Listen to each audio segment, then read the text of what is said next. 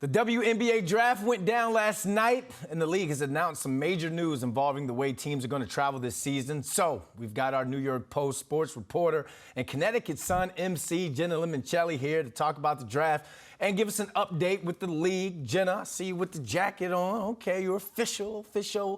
You know, had to rep it. The season's coming up. We got a new draft class. It's an exciting time. All right, you're looking stylish right now. So, of course, we're going to start with the fashion. Whose fits were you feeling last night? Oh, whose fits wasn't I feeling last night on the orange carpet? It's always a good time, especially when they roll out that carpet at Spring Studios in New York City, right in our backyard, of course. But I mean, there were so many centers on the red carpet. And of course, one of my favorite things is when these players and these prospects come up with personalized stories within their outfits, and that's exactly what they did. We had Diamond Miller out of Maryland went to the Lynx. She had her family's name stitched in her jacket, which was super special. A lot of people showing out of Tennessee. There was Jordan Horston, head to toe Louis Vuitton, which was epic on the red carpet, and she said she made some of her own bracelets. Haley Jones had a velvet number and even wore her great-grandmother's rings, which was so special. So everybody was showing out. And of course, you know, number one pick, Aaliyah Boston, looked pretty in a white jumpsuit, of course, with purple hair. Of course, you're going to look pretty when you get picked number one. And let's jump right into that right now because the Indiana Fever, the team that she was selected to, had the number one pick for the first time in franchise history. They went with the sure thing, obviously. Now, check this out. The Fever haven't made the playoffs since 2016. Can Aaliyah Boston save this franchise?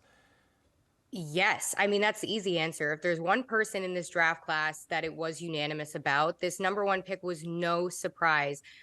Gamecocks forward Aaliyah Boston was remarkable in her 4 years being All-American in South Carolina, but she had a breakout. I don't even like the word breakout because she's been epic. So she had an outstanding year, we'll say, in 2022, the National Player of the Year. She's the reigning two-time SEAC Player of the Year.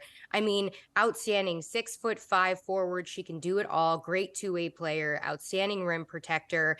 And she also, let's not leave this out, that she led the Gamecocks to a title also, and then 3 other Final Four appearances. So, I mean, if there's anybody that can help turn this franchise around, it's her. The Fever have lost over 80% of their games in the last 2 seasons. So they need a franchise player, and she is the one to do that and turn this around. And of course, their GM, Lynn Finn, said that they were looking forward to having her make some moves and really fast. Yep. Don Staley, South Carolina's head coach, said that Aaliyah Boston has raised the standard on how to approach basketball. That right there is an instant franchise changer, just when your coach says something about the way that you attack the game. And before I let you go, Jenna, I want to make sure that we talk about the league changing or adapting its policy on charter flights. Obviously, that everyone was talking about it or been talking about it for a long time. So fill us in on these changes, please.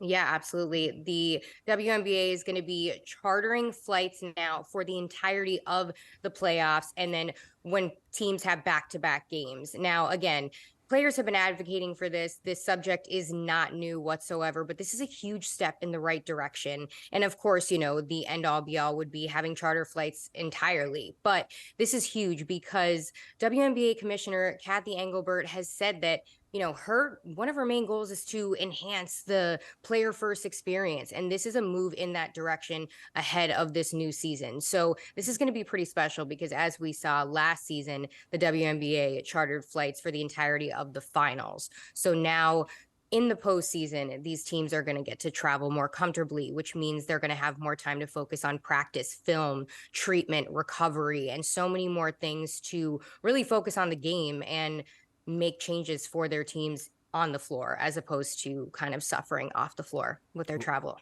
Well, we got a chance to see a great free agency, a fun draft. Now all eyes are on May 19th when the 27th WNBA season kicks off. Jenna Lemoncelli, stylish as usual. Thanks for joining us. Appreciate it.